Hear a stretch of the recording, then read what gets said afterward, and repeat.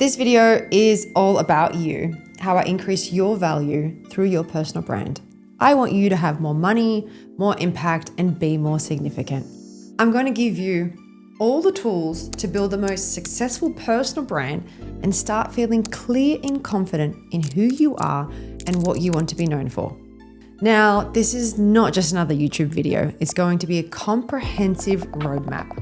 I'm going to be super detailed in my steps that it will require your full attention. So take out your favorite notepads and a bottle of water or a glass of water, and this is going to be extensive but extremely rewarding.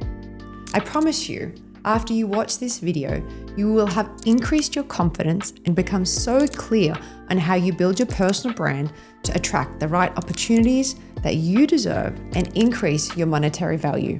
Yes, more money, because you have now become an asset to wherever you work, whether that's for someone else or yourself. Now, I know this is a bold claim, but I've been meaning to put this out for years now because there are so many so-called experts out there that will make you believe there is a secret fast fix formula, buying into programs that will make you go viral and making you believe that branding is purely posting content.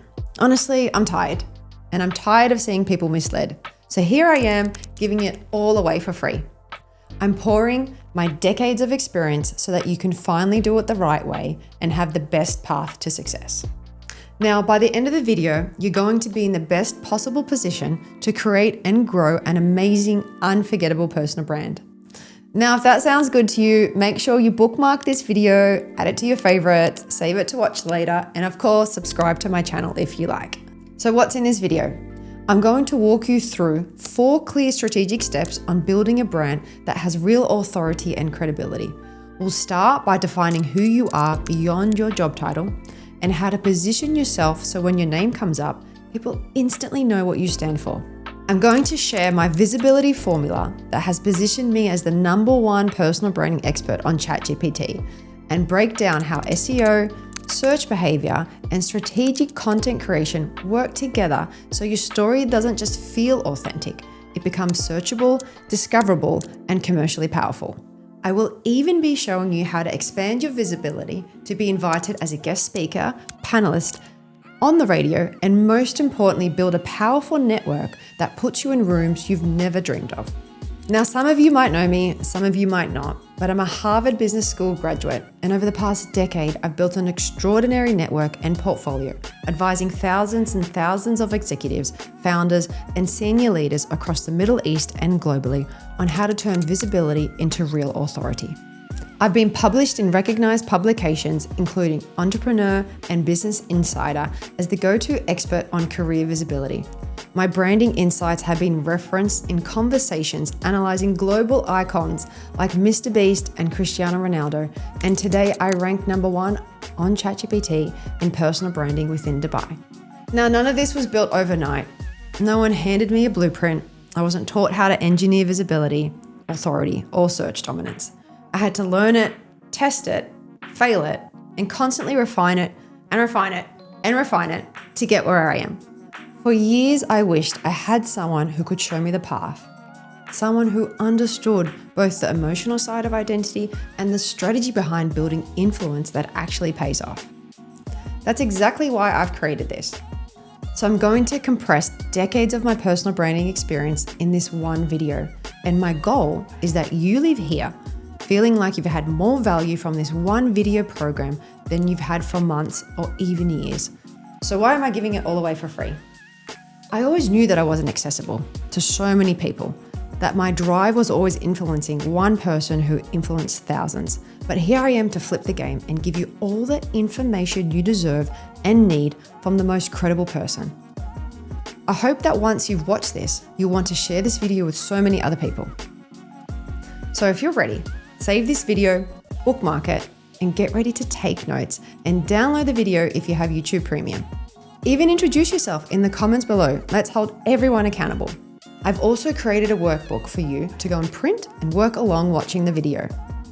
So like I said, this isn't another YouTube video, so don't treat it like one. It's going to be your blueprint on building a personal brand that truly stands out in this market. This will be the only training that you will ever need. Now, before I get into the details, I want to set expectations. As I know when you click this video, you had questions in your mind, like how do I even start? How do I niche down? What if people judge me? Which platforms should I use? And how long before I see results? We're going to cover all of these pain points and more. What you're about to learn will change how you think about your career forever. Let's get started. So what is personal branding and why does it matter? Because you might be asking yourself, do I actually need personal branding? Or is this just another trend everyone is talking about? And even if you feel like you should be doing it, you may be still unsure why it's so important. So let me be very clear with you. When people talk about personal branding, this is where it gets misunderstood. Personal branding is not about becoming someone else, not about being louder, more polished, more online. And this is exactly where people get it wrong. They think visibility means performance and that they need to adjust who they are to be accepted by the market. But that's not how it works. Personal branding is about reducing the gap between who you are and how the world sees you. Now I'm going to repeat myself because this is very important. Personal branding is about reducing the gap between who you are and how the world sees you. Because when that gap is so large, you get overlooked. Not because you're not good enough, not because you don't have experience, and not because you're not capable, but because you're not understood. And in today's market, clarity is everything because people don't have time to figure you out. They won't sit there and analyze your background. They won't connect the dots for you. They make quick decisions, who you are, what you do, whether you're relevant. And if that's not clear, they move on. And this is exactly why personal branding has become a leverage skill. Not a nice to have, not something you do later, a leverage skill. Because it allows you to be recognized faster, build trust quicker, and create opportunities without constantly chasing them. It changes your position in the market completely. And once you understand this, you stop asking, do I really need personal branding? And you start asking a different question. How do I make sure I'm understood at the right level? So now that we've established why this matters, let's break down the next part. What actually is personal branding? The easiest way to understand this is to stop thinking about people for a second and start thinking about brands. Because the way a personal brand is built is actually very similar to how a brand is built. You take any company, any product, any brand you recognize, and it's built on two things, the visual and the verbal. The visual is what you see, the logo, the colors, design, how it shows up in the world. The verbal is how it communicates, the tone of voice, the language, the messaging, what it stands for. Now, when these two things are aligned, that's when a brand becomes recognizable, consistent, memorable, and very trusted. Now, I want you to think about brands like Nike or Virgin. You don't need them explained to you. You already understand what they represent. Now, that's strong branding. Let's translate that to a person, because this is where personal branding becomes real. And we see the exact same thing with people.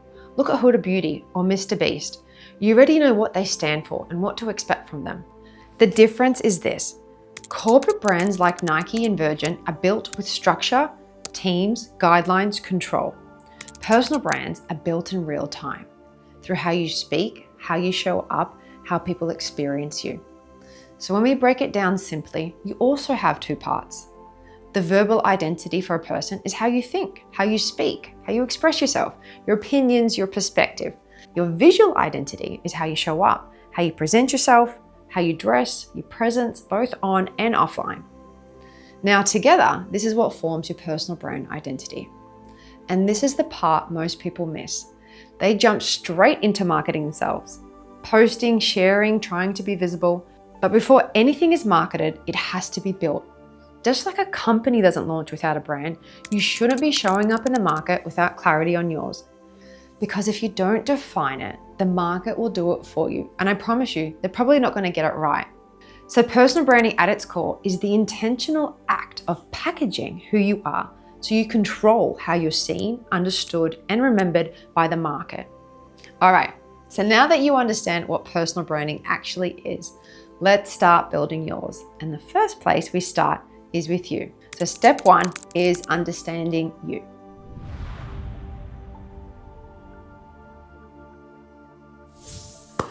So who are you and why does anyone care? Not in a harsh way, but like in a real way. Because when you ask most people this question, they go straight to their job title, their company, their years of experience. and they start to ramble into what sounds like a job description. And that's the problem. Defining who you actually are is one of the hardest things anyone can do. But here's what I need you to hear. If you're confused about who you are, everyone else is confused too. The market can't understand something you haven't defined yet. And the real struggle? Trying to squeeze yourself into one thing, one title, one label, one box. Because when someone hears your name, they need an immediate association. Not after thinking about it, not after scrolling your profile, immediately. Now, when I was doing this work for myself, there was a point where I really struggled too. I come from an extensive technology background. I was known as the tech girl, and I felt like I had to kill a lot of who I was to give birth to something new. Like I had to erase all of it to become something different. But honestly, that's not how it works. What I didn't realize at the time is that your experience doesn't disappear, it builds. And over time, you don't abandon who you are, you reposition yourself with purpose. Because when you brand yourself, there's always a reason behind it. Now, when I moved into personal branding, it wasn't random, it was intentional. It was a choice. And now I attract the right people. People who are ready to stop hiding and start owning who they are. So the question isn't, who am I supposed to be? It's who am I? And how can I communicate that clearly? And that's exactly what we're going to do now. I've built this framework. It's inside your workbook in the description below, along with questions to guide you. So if you haven't looked at it yet, now is the time and I'm going to take you through it. You can see the framework now on your screen. There are 4 parts. We start with you and your strengths, your values, what drives you, and where you're going. And when you put all 4 together, by the time we're done, you're going to have a professional brand statement that's uniquely yours. So let's get into it. We start with the first part, I am known for. This is you and your superpowers. This is where we really lean into your strengths. And to find yours, I want you to think about 3 things. What do people consistently come to you for? What feels easy to you but hard for others? What have you been recognized for repeatedly? That's your I am known for. I want you to write it down and complete the sentence. I am known for. Now we take it one step further because your strength needs to connect to impact. What changes for someone after working with you? What problem do you solve that others can't? What do people walk away with because of you? That's your which means. That's the impact you're creating. Now complete the sentence. I am known for which means. So for example, I am known for staying calm under pressure, which means people trust me to lead when everything feels uncertain. I am known for making complex ideas simple, which means people always leave my meetings knowing exactly what to do next. Don't overthink it, just write what is true to you, and this is your I am known for. So now that we've defined your strength, we move into the next layer, and that's what you stand for. This is your values. Your strengths tell us what you're great at, your values tell us what grounds you. And your values matter because they shape your decisions, how you show up, how you attract, who you work with, and what you say yes or no to. So I want you to think about this properly. What matters to you beyond your role? What do you refuse to compromise on? What is a non-negotiable for you? Because this is where alignment comes from. For me, some of my core values are growth, fun, and transparency. I'm drawn to people who are committed to evolving, who create energy and enjoyment in what they do, people who communicate with honesty and clarity. Now, your values might be different. It could be freedom, money, integrity, harmony. There is no right or wrong answer here, but there's a right answer for you. So in your workbook, I want you to define this clearly. I've included a list of values you can choose from, or you can write the ones that immediately come to mind. Then I want you to finish the sentence, I stand for, because this becomes part of how people understand you, not just what you do, but who you are. So now we move into the next part, what drives you? Because your strengths tell us what you're good at, your values tell us what you stand for, but this tells us what gives you energy, what pushes you forward, what keeps you engaged, what actually makes you perform at your best. Because 2 people can have the same strengths and the same values, but be driven by completely different things. And that changes everything. So in your workbook, I've listed 10 core motivators, and I'm going to go through them with you now. So number 1 is curiosity. You have a strong drive to explore, to question things, and to think deeply rather than just accept what's in front of you. The second one is power. You feel the need to influence what happens around you, to have a voice in decisions and to shape outcomes rather than just follow them. Then there's relatedness. You value connection. You want strong, positive relationships with people who work with you, not just surface level interactions. Then you've got goal. You want your work to reflect a sense of purpose. It's important to you that what you do actually means something. Then there's freedom. You want autonomy in how you work. You don't want to be micromanaged. You want ownership over your responsibilities and how you deliver them. Honor. You take pride in doing things properly, and it matters to you that your work reflects your personal values. Then there's status. You want your work to be recognized. You want to feel respected and valued for what you contribute. Mastery. You want to be challenged, but in a way that allows you to grow. You're motivated by improving and getting better at what you do. Acceptance. You want to feel supported and accepted for who you are, not just judged on what you deliver. Order. You value structure, clarity, and clear expectations. You perform best when things feel organized and stable. Now I want you to rank them from least important to most important. Don't rush this, because this is where you start to understand what kind of environment you thrive in, what kind of work actually fulfills you, and what will keep you consistent long term. Once you rank them, I want you to then define this clearly and finish the sentence, I am driven by, because this becomes part of your identity. Not just what you do, not just what you stand for, but what moves you. Because if you build a career that doesn't align with what drives you, you might succeed, but you won't feel satisfied. All right, so now it's all coming together. We've defined your strengths. We know what you stand for. We understand what drives you. Now we move into the final part. What do you actually want? Because this is where direction comes from. What do you want to achieve in your career? What do you want to be known for? What kind of opportunities do you want to attract? And who do you want to be in the room with? And I want you to answer this honestly. Not what sounds good, not what looks impressive, but what do you actually want? Because your ambition shapes your decisions, and your decisions shape your direction. Now, going back to your workbook, I want you to define this clearly and finish the sentence. Within my career, I have the desire to, because this is what we're building towards. So let's recap what you've just done. You've gone through 4 parts of the framework. Your strengths, what you're naturally great at, what people consistently come to you for. Your values, what grounds you, and what do you refuse to compromise on. Your motivators, what gives you energy, what keeps you consistent, what you need in an environment to actually perform at your best. And your ambition, where you want to go, what you want to be known for, what you're actually building towards. And when you put all 4 together, that's your professional personal brand statement. I am, which means who stands for, I am driven by, within my career I have the desire to. This is your foundation. This is what everything else gets built on. So now that we've defined who you are and built your positioning, we move into step 2, building your presence.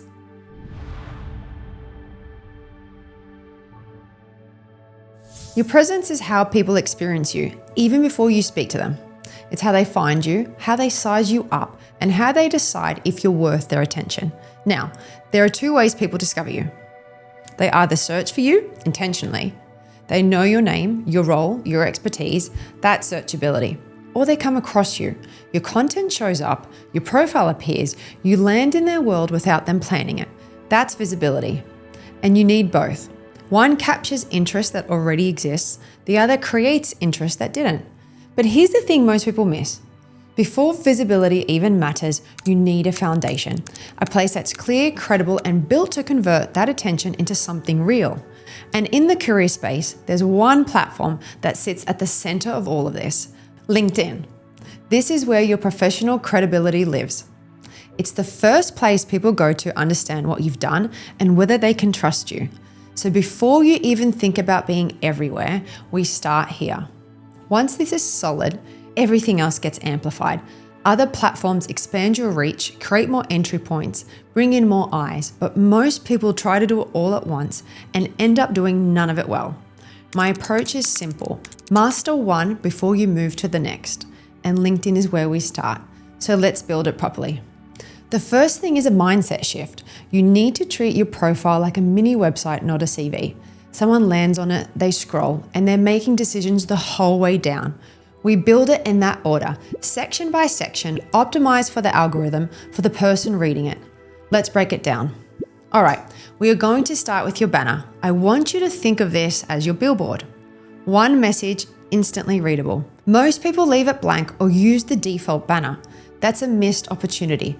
Your banner is the first thing someone sees when they land on your profile. Use it to show who you are, what you stand for, and what you want people to do next. Now, Canva is a free design tool that you can use, but it's the words that do the work. Because someone who lands and sees a blank banner gets nothing. But someone who lands and sees a clear, intentional banner already understands you before they've scrolled. Now, how do you write yours? I want you to try the so what test. Start with your job title and keep asking so what until you hit something that matters to someone else. An example as a financial advisor. I'm a financial advisor, so what? I help people make better money decisions, so what? And then we eventually hit something more outcome driven. Most people aren't bad with money, they just never had a clear plan. That's your banner. Lead with the outcome, not yourself. One describes you, the other describes what changes because of you. Your banner then complements your headline. So let's get into your headline. This is the most searched piece of text on your entire profile. LinkedIn uses it to rank you in search results, which means every word counts. But most people just put their job title and leave it there. That's not enough. Your headline needs to work two ways. Get you found and make people stop scrolling when they do. Now the formula is simple. What you do, who you do it for, and what outcome you deliver. That forms the structure. And I'm going to give you an example in the financial space since we're already there. So if you work in finance and investments, it looks something like this. Financial advisor, guiding families to build wealth and retire with confidence. That one line tells someone exactly who you are, who you serve, and what changes for them. And it's built to show up in search. You have 220 characters, use them. Because when someone finds you or lands on your profile, that one line is what makes them stop or scroll past. Now, next up is your profile picture. This is one of the most instant things people glimpse at. And most people haven't updated it in years. So I want you to look at your current photo and ask yourself honestly, is it recent? Is it clear? Does it actually look like you today? If the answer is no, it needs to change. So here's what a good profile picture looks like. It's just you, not a group shot, not a crop where you've cut someone out. You're also dressed how you would show up to work and you're looking directly at the camera. Not down, not to the side, directly at the camera because eye contact builds trust even in a photo. And to be honest, a smile doesn't hurt. Because before anyone reads a single word on your profile, they've already decided how they feel about you. So that's your profile picture, your banner, and your headline. These are your non-negotiables, the bare minimum that needs to change before anything else. If that's all you do, you're already ahead of most people on this platform. But if you want to fully optimize your profile and be in the top 1%, let's keep going. Next is your about section. Now, most people treat this like a CV summary, usually flat, forgettable, like everyone else. But your about section is a powerful piece of real estate on your profile because this is where you tell your story and make your case. It follows a simple structure: problem, solution, experience, proof. Your opening statement is the problem, the thing your audience is experiencing, the frustration, the gap, what they're really struggling with. Because when someone reads that and thinks, that's exactly where I am, you have their attention.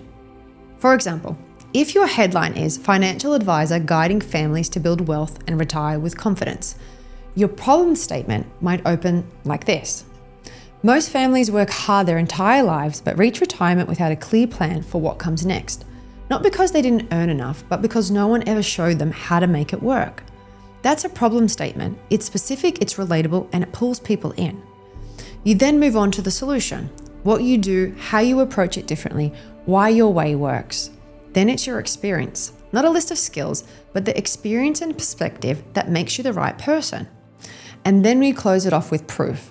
What results would you point to as evidence that your approach is effective? So if your about section is doing its job correctly, it leads them straight to your experience, which creates concrete proof of you applying yourself professionally. Now, this is where most people get this section wrong. They list responsibilities instead of showing impact, and there's a huge difference. The responsibility tells people what you're supposed to do, an impact statement tells people what you've actually delivered. For each role, I want you to follow a structure. Overview, impact. Start with a short overview of the role and the context you were operating in. Then what you actually did, not your job description, but the problems you solved and the work you've done. So instead of responsible for managing client portfolios and overseeing financial planning cases, it becomes managed a book of 120 clients across complex financial planning cases, growing assets under management by 35% and achieving a 95% client retention rate year on year. It's the same role, completely different impression. And when every role on your profile reads like that, you stop looking like a job seeker and start looking like the obvious choice. And our last section is your skills. It might feel like a small detail, but this is strategically critical. I've worked closely with a recruitment firm for years, and I understand the back end, how LinkedIn actually works. These elements are what LinkedIn uses to match your searches, surface your profile, and connect you with anyone looking for someone like you, not just recruiters. Now, LinkedIn has over 42,000 skills in the database, 42,000. And most people either pick whatever sounds impressive or whatever comes up first. But the skills you choose aren't labels, they're signals. So if you're picking skills that are either too niche, too vague, or just not what the market is actively searching for, you're invisible, even when you're qualified. So how do you know which ones to choose? LinkedIn publishes an annual Skills on the Rise report every year. I've added this in the description below. It tracks the fastest growing skills across industries, the ones that are actually getting people hired now. It's free, and it's one of the most overlooked resources out there. Use it. Okay, I know that's a lot, but we fully optimized your LinkedIn profile. And a lot of it is built around one key element, search. Search is a topic that deserves a video of its own, but for now, I want to give you a high-level understanding of what you need to be aware of and how it connects to your personal brand. So we have 3 search optimization frameworks: SEO, AEO, and GEO. Let's start with SEO, search engine optimization. This is the traditional one. This is about making yourself readable by Google. The way Google works is that it crawls the web, it reads your profile, your content, your headlines, and decides how relevant you are to what someone is searching for. The keywords you use, the consistency of your messaging, the way your profile is structured, and all of it feeds into how Google understands who you are and where to rank you. Next up is AEO, Answer Engine Optimization. This is where search started to shift. People aren't just typing keywords into Google anymore. They're asking full questions. Who is the best financial advisor in Dubai? What should I watch on Netflix tonight? How do I negotiate a higher salary? And instead of returning a list of links, Google now pulls a direct answer to the top of the page. AEO is about structuring your content so that you become that answer. So Google extracts you, not someone else. And lastly is GEO, Generative Engine Optimization. This is the newest one, and right now the biggest opportunity. When someone opens ChatGPT or Gemini and asks who the best person in the field is, an AI generates a recommendation, and it doesn't return links, it returns names. And what feeds that? Your LinkedIn profile, your articles, your consistency across social platforms. The clearer and more structured your presence is, the more the AI has to pull from. GEO is about making sure your name is one of them. And the way you get there is through clear, consistent, structured content and positioning built over time so the AI knows exactly who you are, what you stand for, and why you're credible. All 3 sound technical, but the foundation of all 3 is exactly what we've been building: clear, consistent positioning and messaging. When your profile is optimized and your positioning is clear, you don't just show up on LinkedIn, you show up everywhere where people are searching. And that's the power of getting this right. But a profile alone isn't enough. Searchability gets you found, content creation keeps you relevant, and that's what makes people stop, connect, and ultimately choose you. And that's step 3, sharing your story.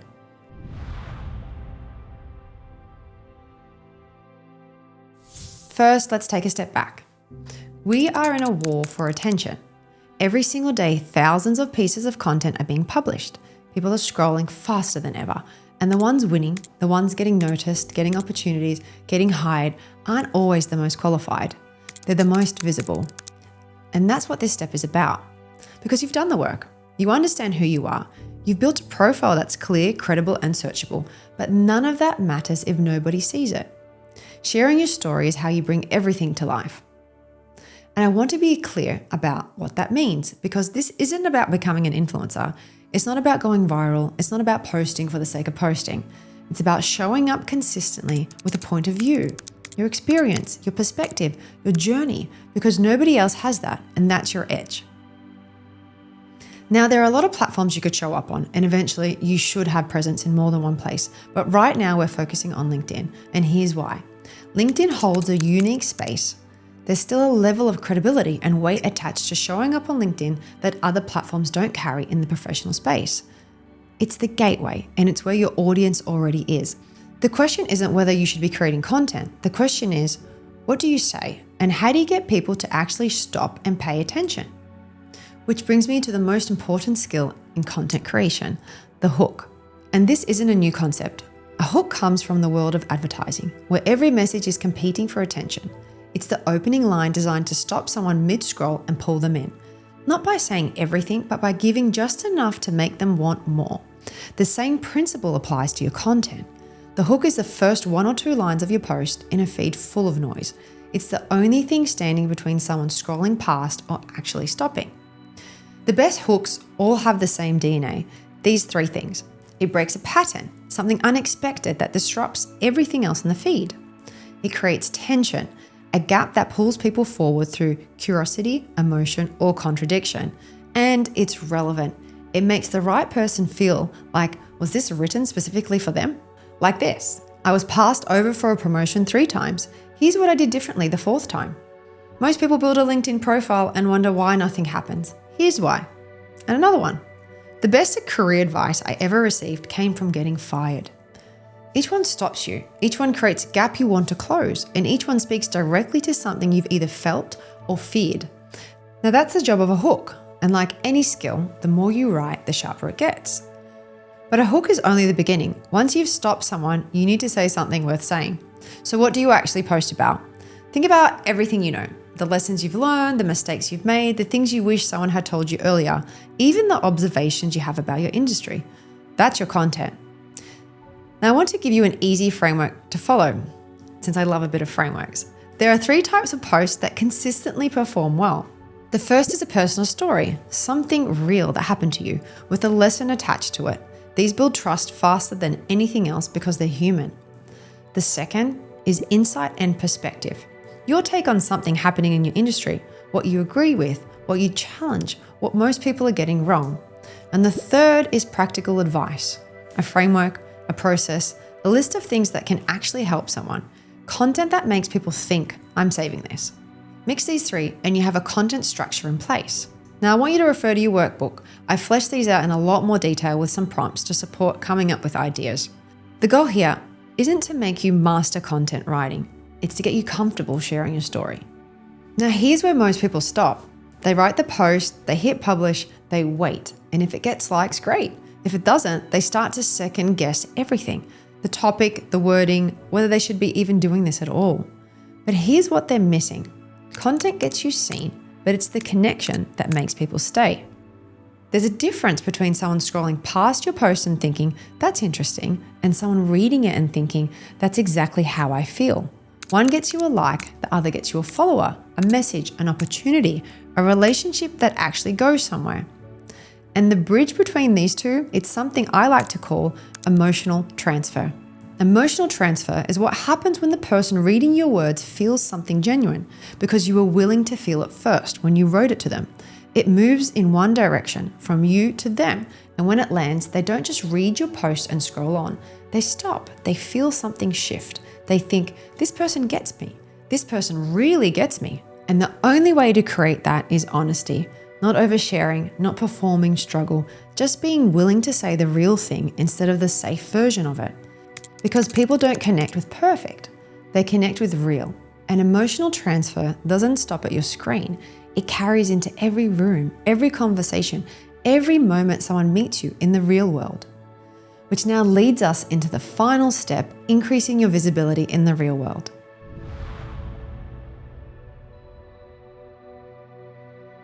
Everything you've built up to this point lives online. Your presence, your story, your ability to create emotional transfer through content. And that foundation matters, but visibility has to move beyond your feed and in the real world. Because influence can happen online, but impact happens in person. And real world visibility isn't what most people think. It's not showing up to a networking event, working the room, handing out business cards to strangers.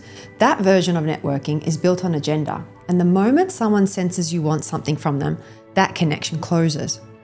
Real networking has no agenda. It's the genuine human curiosity. And when you approach it that way, everything changes. So there are 5 things I want you to take away from this step. 5 things that will change how you show up, how you connect, and how you build relationships that actually go somewhere. The first is learning to talk to strangers. This sounds super simple, but for a lot of people, it's genuinely uncomfortable. And if that's you, I want you to try something. Next time you're in an elevator, say something. It doesn't matter what, because an elevator is probably the most awkward social space that exists. Everyone's staring at their phones, nobody's speaking, the silence sitting heavy between people who are all thinking the same thing. And that discomfort you feel right before you open your mouth, that's the barrier that most people never push through. Practice pushing through it there, in low-stake moments with people you probably never see again, because that's how you build the confidence to do it everywhere, in rooms that matter, with people that could change everything. The second is podcasting. The most powerful networking I have ever done has not been through events or conferences. It has been through conversations, an hour of honest, unscripted dialogue with someone you genuinely want to know. No pitch, no performance, just 2 people having a conversation with no agenda. And what comes out of that? The trust, the depth, the sense that you actually know someone is something that months of online interactions simply cannot replicate. Get yourself on a podcast as a guest, as a host, it doesn't matter. Just get into that format because the conversation itself is the networking. Now, the third is the follow-up. Most people have a great conversation, feel the energy of a real connection, and then do nothing. Life gets busy, the moment passes, and within a week, it's like it never happened. The follow-up is where the connection either lives or dies, and the window is super short. Reach out within 24 hours, connect online, reference something specific from your conversation. Show them that the interaction meant something to you, that one small action is what separates a contact from a relationship. The fourth is becoming a connector. This is one of the most underrated things you can do to increase your visibility. When you introduce 2 people who should know each other with no agenda, no expectation, just because you genuinely think they'd benefit from meeting, something powerful happens. You become the person who adds value without being asked, and that reputation travels. People remember who connected them to someone that mattered. Be that person consistently and watch how quickly your own network expands as a result. And the 5th one is nurturing the relationships you already have. Building visibility in the real world isn't about meeting new people. It's about staying present with the ones you've already connected with. A reply to something they posted, a message when someone reminds you of them, sharing their content because you genuinely think it's worth sharing. Small, consistent touch points that keep the relationship alive over time. And woven into all of this, always look to add value before you ever ask for anything. The people who give first are the people who build the deepest relationships, because generosity is the foundation of real trust. When you build all 5 of these into how you move through the world, you stop being someone people have heard of and start becoming someone people know, trust, and think of when the first opportunity comes up. Now that's when visibility becomes impact. All right, everyone, this video gave you something that most people never get: clarity, a framework, and a place to start. Because from the very beginning, I told you that you would walk away feeling clear and confident in who you are and what you want to be known for. And that's exactly where you are right now. We covered 4 steps. Understanding yourself, because without that foundation, nothing else holds. Then we moved on to building your presence, so that when the right person finds you, they know exactly who you are. Then it was about sharing your story, using emotional transfer to make people feel something when they encounter your content. And then lastly was increasing your visibility in the real world, because that's where relationships are built and real impact is made. Now that is your personal brand, and you now have everything you need to start building it. But honestly, watching this video is the easy part. What you do after is what separates the people who talk about building a personal brand from the people who actually do it. So I want to hold you accountable. I've shared my LinkedIn profile in the description below. Connect with me and share the next post you've created after watching this video. Now, if this video resonated with you, if it gave you clarity, shifted something, or made you think differently about how you show up, make sure to subscribe because this is exactly what this channel is about. And if there's a specific topic you want me to cover, drop it in the comments below. I read every single one, and your question might just be the next video. And trust me, you don't want to miss what's coming.